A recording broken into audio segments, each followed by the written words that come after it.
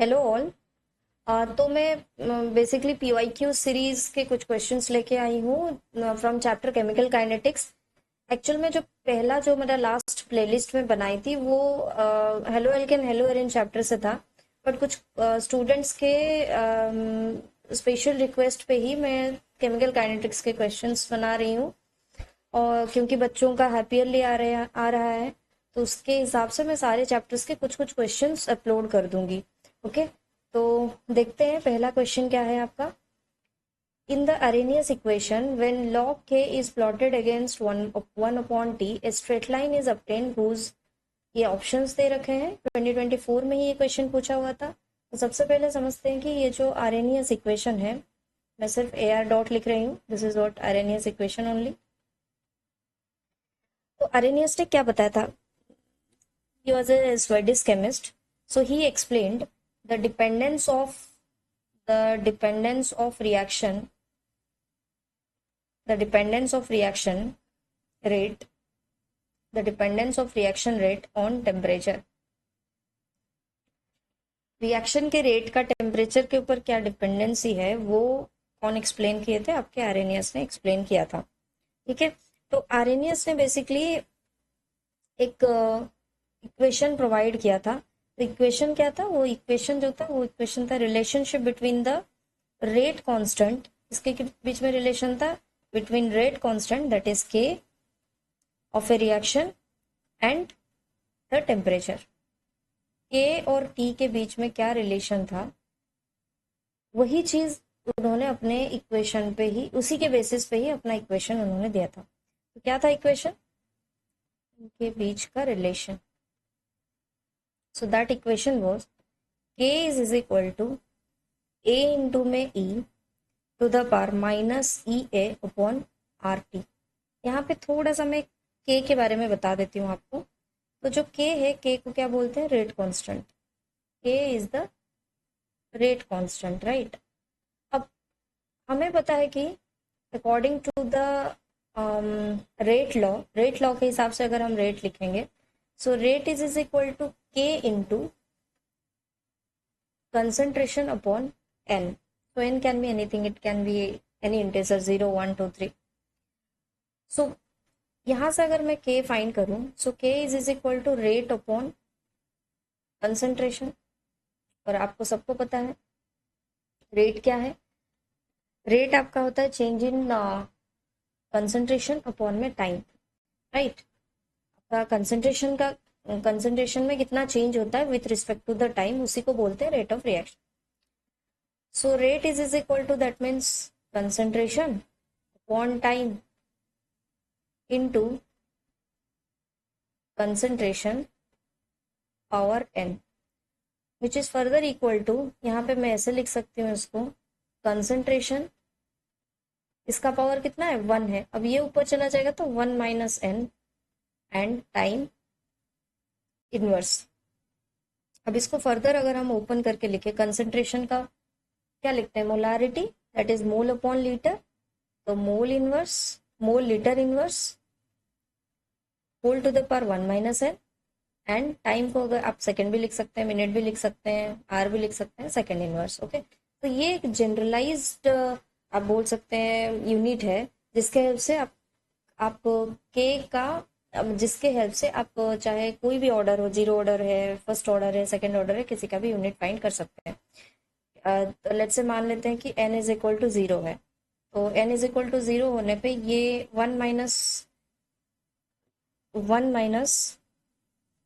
0 जो है, ये क्या हो जाएगा आपका? 1 ही होगा।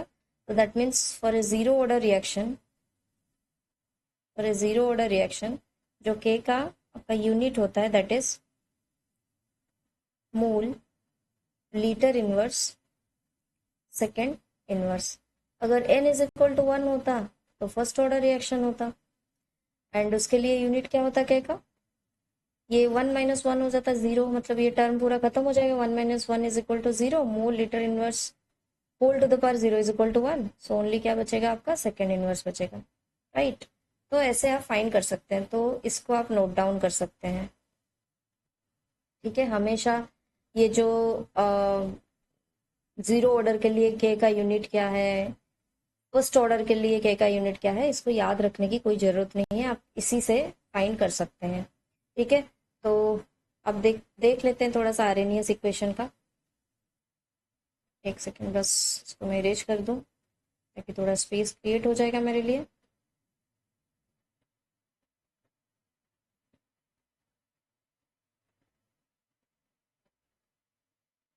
Okay, so let's come to this equation. Here it is k is equal to a into e whole to the power minus ea upon rt. Let's understand ये k तो आपको पता चल गया, a क्या है आपका, a is nothing but the, आपको जो बोलते हैं एरेनियस कांस्टेंट बोलते हैं इसको, क्या बोलते हैं इसको, एरेनियस कांस्टेंट। और आप इसको और क्या बोल सकते हैं, बहुत सारा नाम है इसका, फ्रीक्वेंसी फैक्टर भी बोलते हैं इसको, frequency factor, right, probability factor भी बोलते हैं। एंड ई तो एक्सपोनेंशियल फैक्टर है। एंड दिस ई ए, ये जो ई ए है, वेट एक सेकेंड, ये जो ई ए है ये सबको पता होगा आपको, दैट इज एक्टिवेशन एनर्जी। क्या है ये, एक्टिवेशन एनर्जी। और एक्टिवेशन एनर्जी क्या है, it's an additional energy which is required by reactant molecules to form activated complex, right? तो ये एक एडिशनल एनर्जी है, किसी भी रिएक्टेंट को किसी भी रिएक्टेंट मॉलिक्यूल्स को कुछ ऐसे थोड़ा सा एनर्जी प्रोवाइड करने से वो एक एक्टिवेटेड कॉम्प्लेक्स बनाता है। एक्टिवेटेड कॉम्प्लेक्स यानी कि उसका एनर्जी जो रहता है वो हाईएस्ट एनर्जी स्टेट में रहता है, दैट इज अनस्टेबल भी रहता है। ओके, सो वो है एक्टिवेशन एनर्जी। नेक्स्ट, ये जो आर है आप सबको पता होगा, R is the universal gas constant, T is the temperature, किस पे रहना चाहिए आपका, टी केल्विन में रहना चाहिए। ओके, ठीक है, अभी इसके लिए जो, इस इक्वेशन के लिए थोड़ा सा डेरिवेशन देख लेते हैं। अच्छा, before coming to the derivation I want to explain something. अगर इफ इफ टेम्परेचर को मैं इंक्रीज करती हूँ, अगर मैं टेम्परेचर को इंक्रीज करती हूँ, दिस थिंग, अगर मैं टेम्परेचर को इंक्रीज करती हूँ, then positive value of E A upon R T क्या हो जाएगा मेरा, डिक्रीज हो जाएगा। But minus E A upon R T क्या हो जाएगा, इंक्रीज हो जाएगा। अगर ये इंक्रीज होगा दैट मीन्स मेरा के भी क्या होगा, इंक्रीज होगा। ठीक है, तो टेम्परेचर इंक्रीज करने पे रेट कांस्टेंट ऑलवेज इंक्रीज करता है, देयरफॉर हमारा जो रेट ऑफ रिएक्शन है वो भी इंक्रीज करता है, क्योंकि मेरा रेट ऑफ रिएक्शन जो है, जो मेरा रेट ऑफ रिएक्शन है वो किसके ऊपर डिपेंड करता है, के ऊपर डिपेंड करता है, राइट। ये इंक्रीज करने से मेरा रेट ऑफ रिएक्शन भी इंक्रीज कर लेगा। ठीक है, अब नेक्स्ट अभी हम देखेंगे इसका derivation. Let me erase this.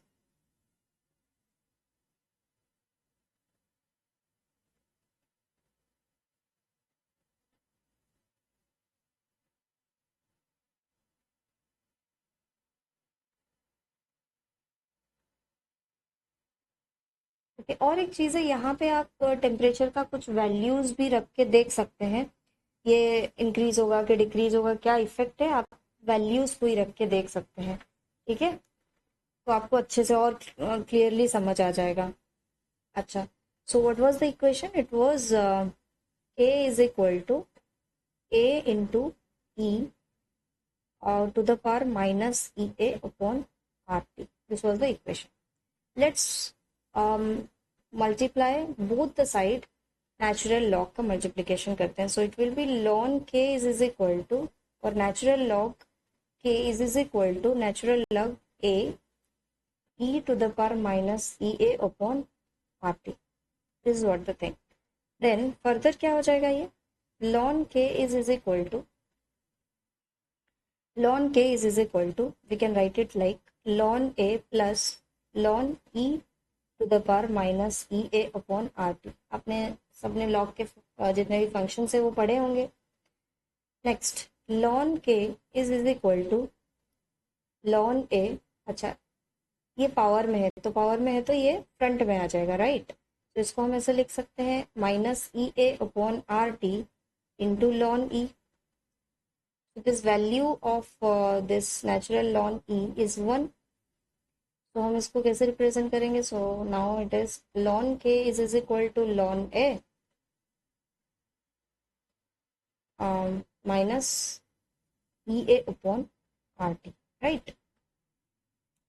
सो इसको, ये तो नेचुरल लॉग के फॉर्मेशन में, नेचुरल लॉग के फॉर्म में है, इसको आप लॉग के फॉर्म में भी कन्वर्ट कर सकते हैं। 2.303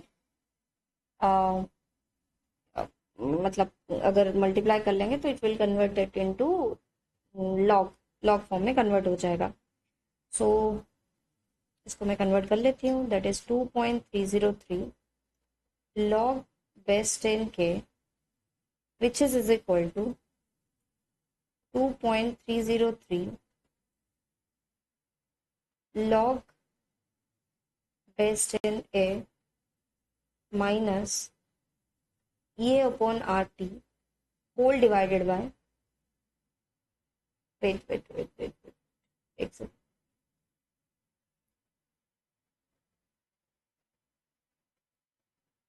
एक सेकंड, ओके। सो अब हम क्या करेंगे, इसको डिवाइड कर लेंगे 2.303 से। 2.303 अगेन दिस साइड 2.303। अब ये पूरा लॉग में कन्वर्ट हो गया है, राइट। अब यहाँ पे भी है माइनस ऑफ ये अपॉन आर टी, तो होल डिवाइडेड बाई 2.303।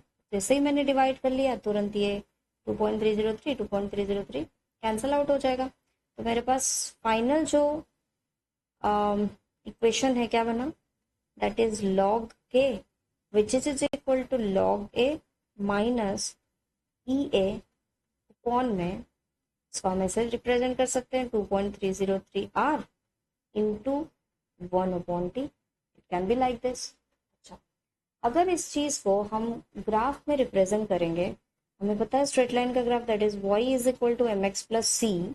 इसको मैं एम एक्स प्लस सी ना लिख के जैसे है वैसा अगर रिप्रेजेंट करना चाहूँ, so this will be C minus M X. तो जो m है this represent the slope which is, इतना पार्ट जो है ये आपके स्लोप को रिप्रेजेंट करेगा, राइट। अब स्लोप मेरा नेगेटिव है, स्लोप नेगेटिव है तो लेट्स ड्रॉ द ग्राफ। यहीं पे मैं ड्रॉ कर लेती हूँ।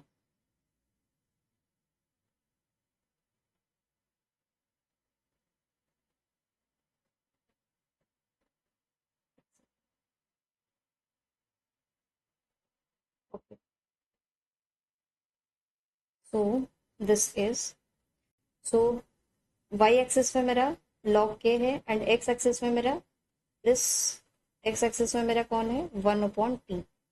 तो temperature, this is my x axis, this is my one y axis, so this is 1/t and this part y axis में हम किसको रिप्रेजेंट कर रहे हैं, log k। सो स्लोप कैसा है, नेगेटिव स्लोप है तो ये डाउनवर्ड होगा, राइट। एंड जो इंटरसेप्ट है दिस इज द इंटरसेप्ट, तो इंटरसेप्ट आपका क्या हो जाएगा log k। तो इंटरसेप्ट आपका पॉजिटिव है बट जो स्लोप है that is negative which is minus E A upon 2.303 R. ये है आपका क्या स्लोप। तो यहाँ पर जो ऑप्शन है सारे, जो ऑप्शन नंबर डी है आपका, ये आपका correct option, that is slope is minus E A upon 2.303 R and intercept is log, intercept कितना है लॉग ए है, ठीक है। आई होप ये क्वेश्चन आपको क्लियर हो गया सारे कंसेप्ट के साथ। अब नेक्स्ट क्वेश्चन पे, नेक्स्ट क्वेश्चन देखते हैं। तो हियर जो क्वेश्चन है दैट इज, ये कुछ एक्सपेरिमेंट 1 2 3 करके यहाँ पे एक रिएक्शन दे रखा है एंड इस पे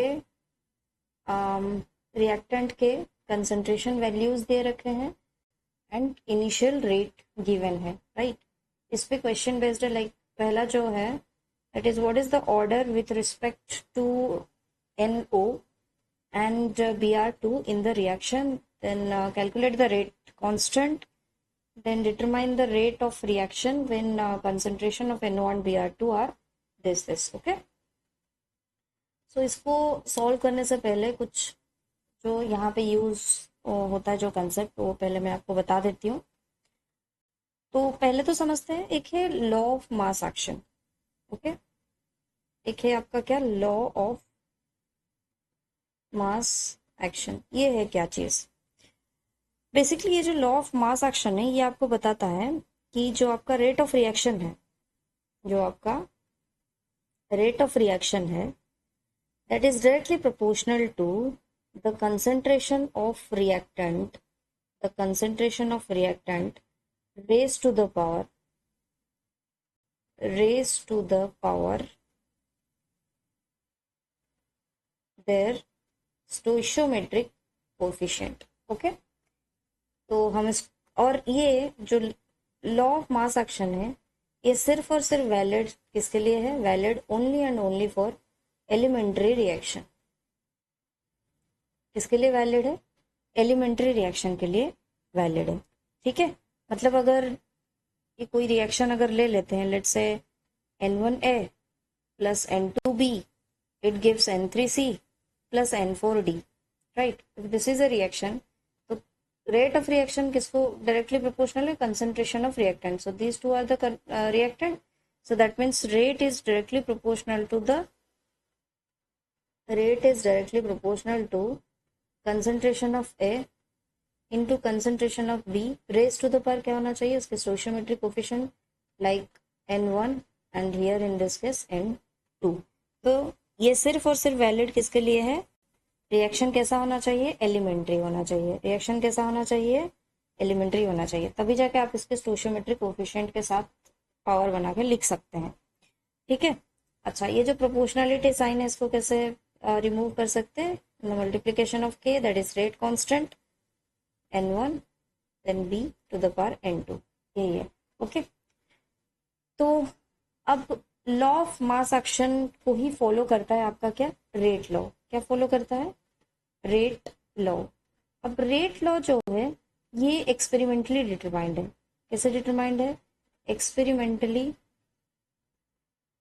डिटरमाइंड है।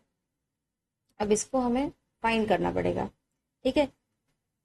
तो अगर एलिमेंट्री रिएक्शन, आप कोई भी रिएक्शन को अगर आप बोल दिया कि वो एलिमेंट्री रिएक्शन है, तब तो आप उसके पावर, जो भी उसका स्टोइशियोमेट्रिक कोफिशिएंट होगा, उसका पावर में लिख सकते हैं, राइट। अगर कोई मेंशन्ड नहीं है, कोई भी रिएक्शन अगर मेंशन नहीं है, whether it is elementary reaction और कॉम्प्लेक्स रिएक्शन, तो आपको उस रिएक्शन को कॉम्प्लेक्स ही मान के चलना है। एलिमेंट्री हमेशा मेंशन्ड रहता है, ठीक है। तो पहले थोड़ा सा मैं ये भी बता देती हूँ एलिमेंट्री कॉम्प्लेक्स क्या है। एलिमेंट्री रिएक्शन वो रिएक्शन है जो कि एक स्टेप में, सिंगल स्टेप में कंप्लीट हो जाए, और कॉम्प्लेक्स रिएक्शन आपका वो रिएक्शन है जो कि आपके मल्टीपल स्टेप्स में कंप्लीट हो, राइट।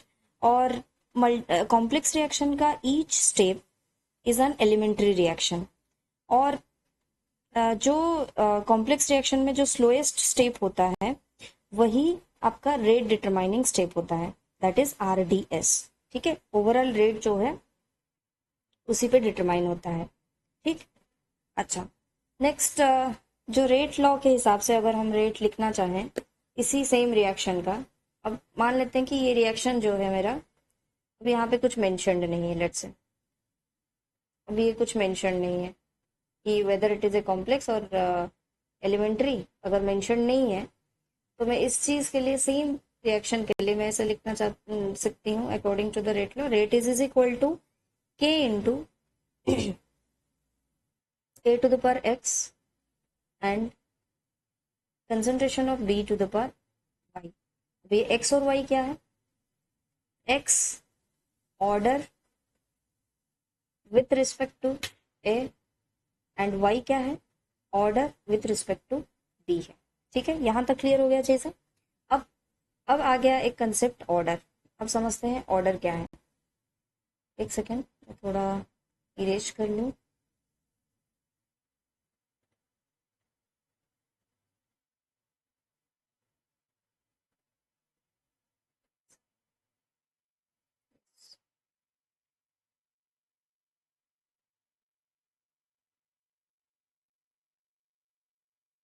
ओके, जो ऑर्डर है that is sum of power of all the concentration terms involved in rate law. Okay, जितने भी पावर में होंगे, कंसंट्रेशन जो भी आपने रिएक्टेंट का लिया है उसका जो आपका पावर होगा उसको अगर सम करेंगे तो जितना आएगा वही होगा ऑर्डर। मतलब यहाँ पे x और y है पावर में, तो ऑर्डर क्या हो जाएगा, x प्लस वाई हो जाएगा क्या, ऑर्डर। ठीक है। अच्छा, तो ऑर्डर के ऊपर भी बहुत सारे क्वेश्चंस बन सकते हैं और पूछे भी जाते हैं। जो आपका ऑर्डर है अगेन, ये भी एक एक्सपेरिमेंटली डिटरमाइंड क्वांटिटी है। कैसा क्वांटिटी है, एक्सपेरिमेंटली डिटरमाइंड है। ठीक है, दिस इज एक्सपेरिमेंटली डिटरमाइंड। ठीक है। नेक्स्ट, अगर कोई एक एलिमेंट्री रिएक्शन है, एक रिएक्शन कैसा है आपका, अगर कोई एलिमेंट्री रिएक्शन है उसके लिए आपका ऑर्डर और मॉलिक्यूलैरिटी ये दोनों क्या होते हैं, सिमिलर होते हैं। ठीक है। जो ऑर्डर होता है वो 0 हो सकता है, वो फ्रैक्शन भी हो सकता है, कोई भी फ्रैक्शन वैल्यू हो सकता है, बट ये कभी भी इनफाइनाइट नहीं हो सकता है। जो आपका ऑर्डर है with respect to a particular reactant, it can be negative with respect to a particular reactant,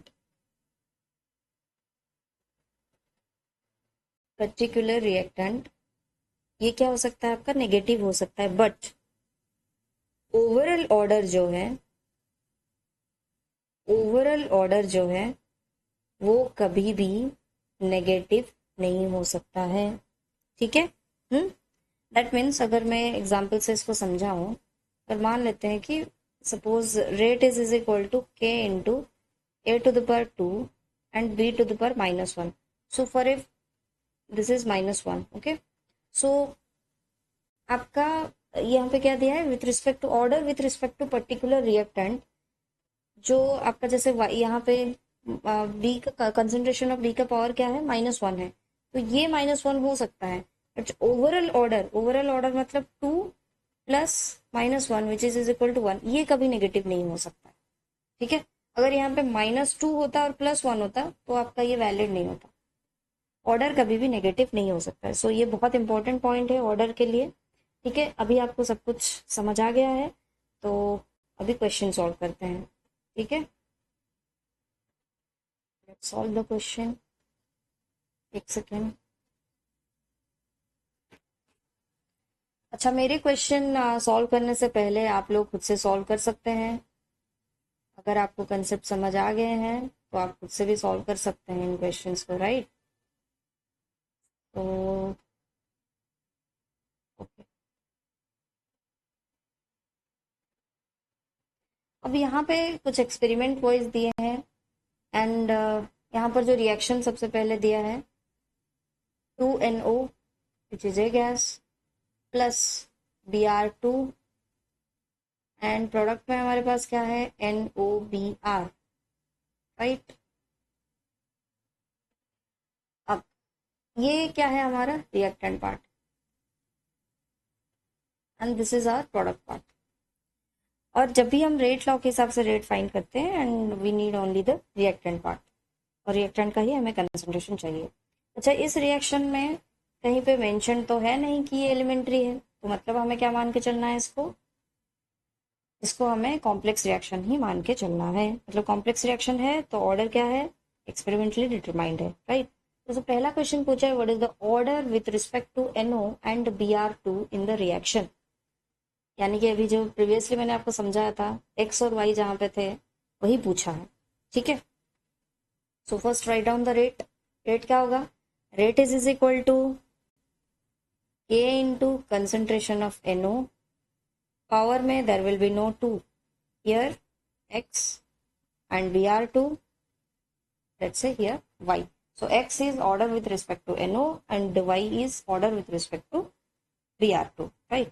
So rate, इसी को पहले देखते हैं, 1 पॉइंट कंसिडर करते हैं, विच इज 1.0 इंटू 10 की power -3 which is equal to k into concentration of first experiment में NO का कंसंट्रेशन है 0.05 to the power x and bromine का भी है 0.05 to the power y। Second आपका जो एक्सपेरिमेंट दिया है that is 3.0 into 10 to the power -3 which is equal to k into 0.05 to the power x into concentration of Br2 that is 0.15 to the power y, and third is एक second 9.0 into 10 to the power -3 which is equal to k into 0.15 power में x then 0.05 to the power y. Okay, so let's say this is your equation number 1, this is equation number 2 and this is equation number 3. Let's solve it. तो यहाँ पे हम equations को compare करके answers find कर सकते हैं, like the power जो है आपका x एंड y के वैल्यू फाइंड कर सकते हैं। तो सबसे पहले हम क्या करेंगे, इक्वेशन 1 जो हमारी इक्वेशन 1 है तो हम क्या करेंगे, इक्वेशन 1 डिवाइडेड बाई इक्वेशन 2 करते हैं। ठीक है, इक्वेशन 1 डिवाइडेड बाई 2 करते हैं। ठीक, इसमें क्या होगा आपका इक्वेशन 1 क्या है, आपका ये वाला इक्वेशन 1 है। सो ये हो जाएगा आपका 1 एंड ये आपका इक्वेशन 2। सो यहीं पे अगर अच्छा मैं यहाँ पे प्रेजेंट करती हूँ इसको 1 into 10 to the power -3 divided by 3 into 10 to the power -3 which is equal to k into 0.05 to the power x and 0.05 to the power y whole divided by k into 0.05 to the power x and 0.15 to the power y। तो ये से ये cancel हो जाएगा, k से k cancel हो जाएगा and 10 की पावर 3 -3 10 की पावर -3 कैंसिल आउट हो जाएगा। तो बचा क्या हमारे पास, तो ये पूरा x पार्ट खत्म हो गया, तो सिर्फ बचा क्या आपके पास y। So this will equal to 1/3 0.05 upon 0.15 plus 1/3 whole to the power y. So here the power is 1, so 1/3 cancel, then यहाँ पे y आपका क्या हो जाएगा, 1 हो जाएगा। That means order with respect to Br2 is 1, right? Next हम क्या देखेंगे, आपको NO के लिए भी पूछा है, that means x भी पूछा है। ये तो हो गया y आपका, x क्या हो जाएगा, x को आप इससे फाइंड कर सकते हैं ये करके कंपेयर करके। Let's divide equation 1 divided by equation 3। ठीक है, तो इक्वेशन 1 में आपका क्या है 1 into 10 to the power -3 and 3 पे है 9 इंटू 10 की power -3 which is equal to k into 0.05 to the power x and 0.05 to the power y whole divided by k into 0.15 to the power x and 0.05 to the power y, right? अब इसको अगर solve करेंगे हम सीधा सीधा ये से ये कैंसिल हो गया, k से k कैंसिल हो जाएगा and here we are your this term पूरा कैंसिल हो जाएगा, y वाला पार्ट टर्म जो है, तो ये बचेगा आपको क्या 1/9 which is equal to 1/3 whole to the power x, right? So 1/9 को हम ऐसे लिख सकते हैं 1/3 whole to the power 2 which is equal to 1/3 to the power x, then 1/3 base equal हो गया तो कैंसिल हो जाएगा, तो x यहाँ से क्या आएगा x is equal to 2। अभी आपको x और y की वैल्यू मिल गई, राइट? तो पहला जो है what is the order with respect to NO is 2 and order with respect to Br2 is 1। I hope this is clear to you. Next, calculate the rate constant, that is k. Okay, let me erase this.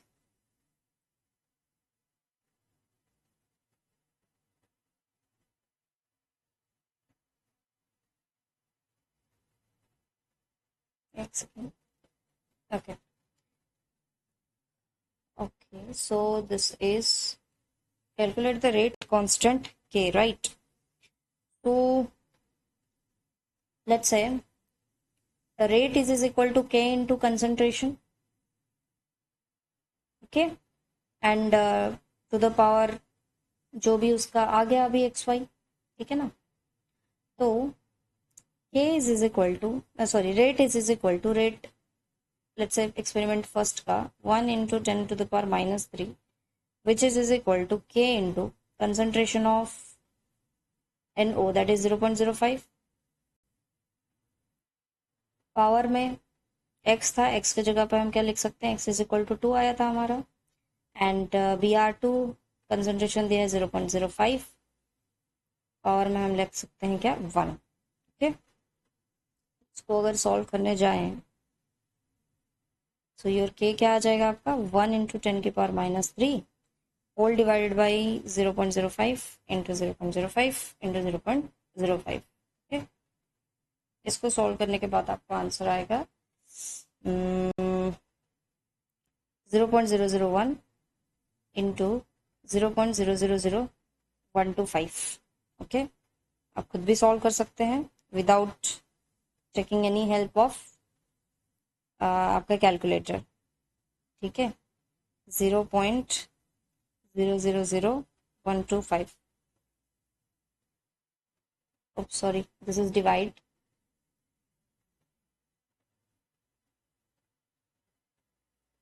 एक second, this divide,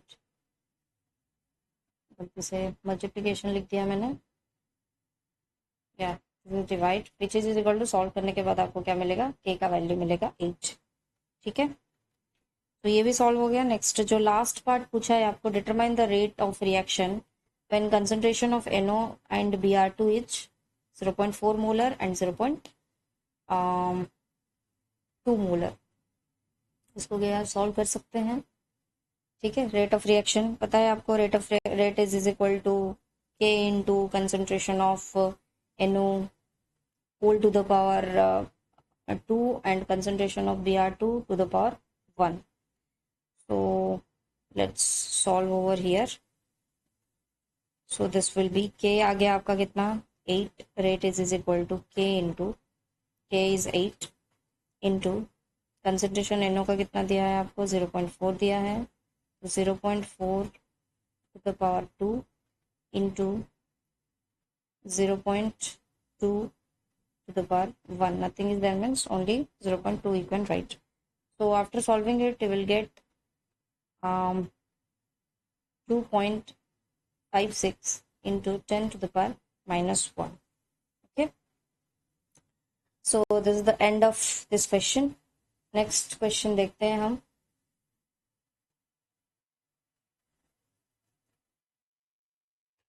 Okay, this is your like in a given reaction, this is the reaction, rate of formation of NH3 is this, and again ये rate of reaction पूछा है and rate of disappearance पूछा है। तो थोड़ा सा मैं पहले समझा देती हूँ आपको rate of disappearance होता क्या है। सो हमारा मान लेते हैं कि कोई एक रिएक्टेंट A है और यहाँ से कुछ प्रोडक्ट मिल रहा है B। ठीक है, अब ए का कुछ कंसंट्रेशन होगा, मतलब इस रिएक्टेंट का कुछ तो कंसंट्रेशन होगा। जैसे मान लेते हैं कि जो इनिशियल कंसंट्रेशन ऑफ इस रिएक्टेंट है, जैसे मान लेते हैं ए। अब टी इज इक्वल टू, मतलब टाइम इज इक्वल टू 0 पे कंसंट्रेशन ए ही रहेगा, प्रोडक्ट कितना फॉर्मेशन होगा 0, क्योंकि रिएक्शन तो स्टार्ट ही नहीं हुआ है। अब जैसे जैसे टाइम जाएगा तो आपका जो कंसंट्रेशन ऑफ ए है ये कम होता जाएगा। जैसे मान लेते हैं कि T is equal to T1 पे यहाँ पे कुछ प्रोडक्ट फॉर्मेशन हो गया X। ठीक है, अब अगर प्रोडक्ट फॉर्मेशन हुआ X तो यहाँ पे बचा कितना, what is the concentration left is A-X। ठीक है, अब ऐसे टाइम आएगा, मान लेते हैं Tn पे आपका कंसंट्रेशन ऑफ A क्या हो जाएगा 0 एंड कंसंट्रेशन ऑफ B क्या हो जाएगा A, दैट मीन्स प्रोडक्ट हो जाएगा A एंड रिएक्टेंट हो जाएगा 0। ठीक है, तो मतलब जो रिएक्टेंट है, रिएक्टेंट क्या हो रहा है आपका डिसअपियर हो रहा है। तो जो रेट ऑफ डिसअपियरेंस है ये हमेशा डिफाइन होता है किसके लिए, रिएक्टेंट के लिए।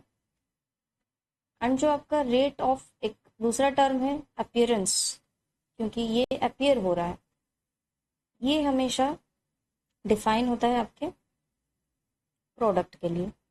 ठीक है, तो अगर हम रेट ऑफ डिसअपियरेंस लिखेंगे, so rate of disappearance is equal to minus del concentration of A upon में डेल टी। ठीक है, and rate of appearance is equal to plus del concentration of B upon में del t, और else इसको आप D के term में भी लिख सकते हो, minus D upon d T. Okay, this is what your rate of appearance and rate of disappearances. और रेट ऑफ रिएक्शन तो ऑलरेडी मैं डिफाइन कर चुकी हूँ आपको, ठीक है ना. अब यहाँ पे इस क्वेश्चन में आपको जो आपका रिएक्शन है that is N2 plus TS2 which gives 2NH3. ठीक. अच्छा, यहाँ पे और एक चीज मैं आपको बता देती हूँ. जो आपका रेट ऑफ अपीयरेंस और डिसअपीयरेंस है, रेट ऑफ डिसअपीयरेंस और appearance per unit mole is called the rate of reaction, right? So if a reaction is like N1A plus N2B and it gives N3C plus N4D, so इसके लिए हम rate of reaction differential, जिसको कि differential rate expression बोलते हैं. क्या बोलते हैं इसको? डिफरेंशियल रेट एक्सप्रेशन बोलते हैं. तो इसको कैसे लिख सकते हैं? Minus 1 upon N1 D concentration upon A divided by dt, which is equal to minus 1 upon N2 dt is equal to plus 1 upon N3 d concentration of C by dt is equal to 1 by N4 d concentration of capital D upon dt. So this is the rate expression. तो differential rate expression से भी आप rate लिख सकते हैं और rate law से भी आप रेट को डिफाइन कर सकते हैं और लिख सकते हैं. अब ये जो है, ये आपका जो डिफरेंशियल रेट एक्सप्रेशन या फिर रेट ऑफ रिएक्शन जो है, you can say rate of appearance और डिसअपीयरेंस पर यूनिट मोल, इसी को ही क्या बोलते हैं आपका रेट ऑफ रिएक्शन और डिफरेंशियल रेट एक्सप्रेशन बोलते हैं. ठीक है, तो मैंने ये बता दिया. अब फाइंड करते हैं. अब मुझे रेट ऑफ फॉर्मेशन दिया है. रेट ऑफ फॉर्मेशन मतलब आपको वही रेट ऑफ अपीयरेंस ही दे दिया है. ठीक है, तो प्रोडक्ट के लिए NH3 आपका प्रोडक्ट है यहाँ पे. ठीक, so this is rate of formation. This is, एक second wait, rate of formation of आपका ये जो NH3 है, rate of formation of NH3 is equal to, ये क्या दिया है, 3.6, मतलब फॉर्मेशन दिया है, रेट ऑफ अपीयरेंस है, तो हम इसको ऐसे रिप्रेजेंट कर सकते हैं like D concentration of NH3 upon dt is equal to minus 3.6 into 10 to the power minus 4, right. तो ये तो हो गया आपका रेट ऑफ फॉर्मेशन और रेट ऑफ अपीयरेंस, ये दिया है. बट अगर मैं रेट ऑफ रिएक्शन लिखूं तो रेट ऑफ रिएक्शन मेरा क्या हो जाएगा? सेम इसके लिए, इसका स्टोइशियोमेट्रिक कोफिशिएंट जो भी है ये डिवाइड हो जाएगा, 1 अपॉन में आ जाएगा, 1/2 इंटू DNH3 अपॉन dt. कितना हो जाएगा? I mean 1/2 into 3.6 into 10 to the power minus 4. यही तो है डिफरेंशियल रेट एक्सप्रेशन और rate of reaction. All are equal, so which is equal to 1/2 into this 3.6, ये हो जाएगा आपका कितना, 1.8, which is equal to 1.8 into 10 to the power minus 4 mole litre inverse second inverse. Okay, this is the rate of reaction. Let's find out the rate of disappearance of H2. अब disappearance मतलब आपके reactant side में है H2. ठीक है, second, just a second.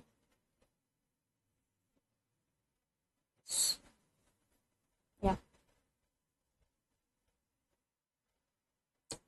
So rate of reaction for this, if I'll write rate of reaction, this is equal to at rate expression differential rate expression के form में अगर लिखें, सो ये क्या हो जाएगा आपका, मैं पूरा पहले लिख लेती हूँ। This will be minus d N two upon d t is equal to -1/3 d H two upon d t is equal to 1/2 d N S three upon d t. तो ये वैल्यू हमारे पास है, ये पूरा वैल्यू हमारे पास है, यानी कि रेट ऑफ रिएक्शन हमारे पास है। This is hour rate of reaction, right. अब सो हमें ये पूछा है dH2/dt, ये पूछा है हमें। So this will be C -1/3 dH2/dt is equal to, इसका वैल्यू कितना है 1.8 इंटू 10⁻⁴। तो आपको तो सिर्फ ये पूछा है ना, रेट ऑफ डिसअपियरेंस, इतना ही पूछा है, मतलब माइनस ऑफ दिस पूछा है। So minus of dH2/dt which is equal to 1.8 into 10⁻⁴ into 3 which is equal to 5.4 into 10⁻⁴ mole liter inverse second inverse. So this is the last question. Next videos में मैं कुछ और questions लेकर आऊँगी। अच्छा, आप अगर मेरा वीडियोस देख रहे हैं तो कमेंट सेक्शन में आप ज़रूर लिखें कि ये जो रिएक्शन है और यहाँ पर जो यूनिट दे रखा है, इसको देख के कि कौन सा ऑर्डर का रिएक्शन है। ओके, सो मिलते हैं नेक्स्ट वीडियो लेक्चर में। Bye bye, thank you.